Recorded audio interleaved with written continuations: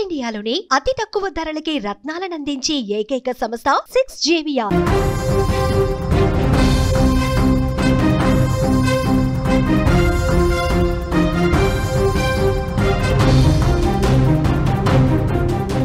భార్యాభర్తల మధ్య దాంపత్యం నానాటికి దిగజారిపోతోంది.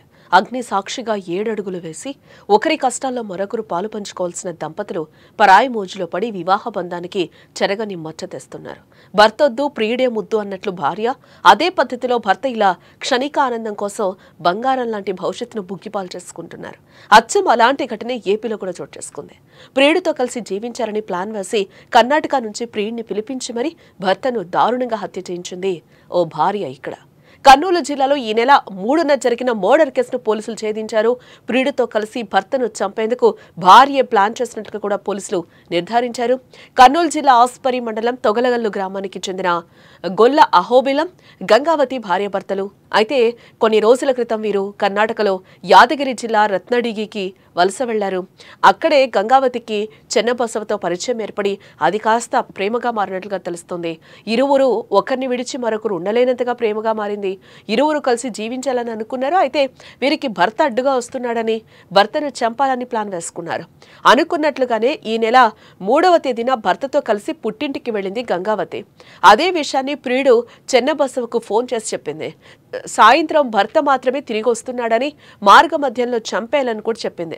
దీంతో ప్రియురాలి కోసం కర్ణాటక నుంచి ప్రియుడు వచ్చాడు. ఇక మార్గ మధ్యంలో కాపు కాసి అహోబిలంను దారుణంగా కత్తితో పొడిచి చంపేశాడు. అయితే మృతుడు అహోబిలంగా గుర్తించిన పోలీసులు ఆ దిశగా దర్యాప్తు చేయడంతో భార్యే హంతకురాలిగా గుర్తించారు.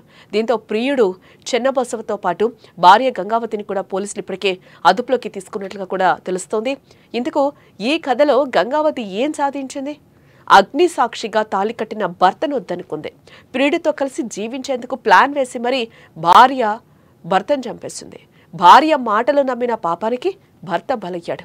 గంగావతితో కలిసి సంతోషంగా ఉందామనుకున్న చెన్నబసవ జైల్లో ఊచలు లెక్కబెడుతున్నాడు. సమాజంతో పాటు కుటుంబ సభ్యుల ముందు గంగావతి తలదించుకోవాల్సిన పరిస్థితి వచ్చింది. చూశారు కదా, పరాయి మోజు క్షణికానందం ఎంత పనిచేసిందో, ఎన్ని కుటుంబాల్లో చీకటి రాత్రులు మిగిల్చిందో. ఈ వీడియోపై మీ అభిప్రాయాన్ని కామెంట్స్ రూపంలో తెలియచేయండి. మర్డర్ కేసులో ముద్దాయిలను ఈరోజు అరెస్ట్ చేయడం జరిగింది. ముద్దాయిలు ఇద్దరు ఉన్నారు. దాంట్లో చెన్నబసవ, ఇతను కర్ణాటక బెంగళూరు చెందిన వ్యక్తి. తర్వాత గొల్ల పద్మావతి అంటే మృతుడు యొక్క భార్య. వీళ్ళు ఇరువురు కలిసి ఈ 3వ తేదీన హత్యకు భార్య ప్రేరేపించగా ప్రియుడైన చెన్నబసవ హత్య చేయడం జరిగింది. ఈ హత్యకు ఉపయోగించిన బాకును, తర్వాత ఈ నేరం చేయడానికి వాడిన మోటార్ సైకిల్ను మా సిబ్బందితో ఈ రోజున సీజర్ ద్వారా అరెస్ట్ చేసి ప్రెస్ మీద ప్రొడ్యూస్ చేయండి. ఈరోజు వీళ్ళని న్యాయస్థానంలో హాజరుపరుస్తాం.